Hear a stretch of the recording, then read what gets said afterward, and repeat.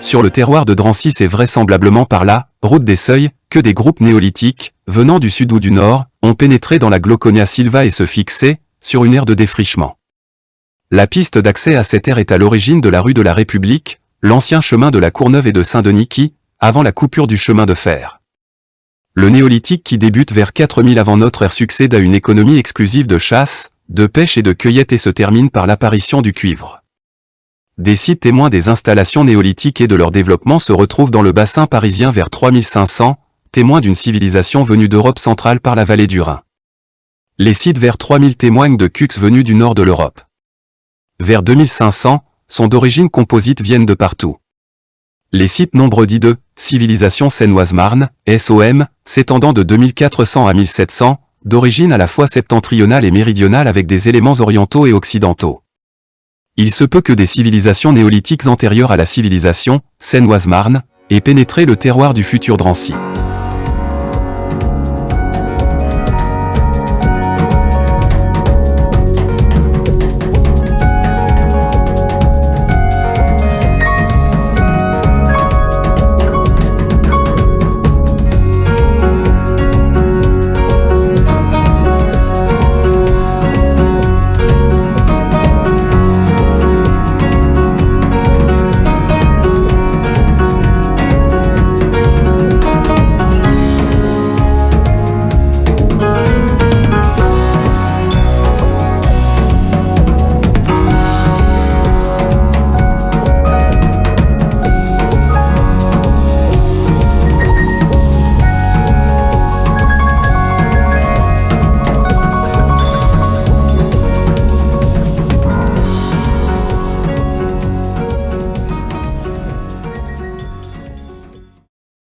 Mais le fait qu'il existe à Drancy un lieu-dit appelé la Haute-Borne, dont le nom pourrait venir d'un mégalithe, d'une pierre levée, d'un menhir tendrait à prouver qu'il y a eu à Drancy, de passage ou en permanence, une présence néolithique.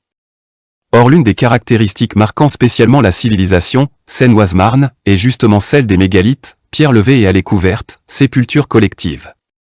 Ce lieu-dit pourrait donc permettre de penser que la première occupation humaine connue sur le sol de Drancy se situerait entre 2400 et 1700, avec ses caractéristiques. Comme autre caractéristique de cette civilisation.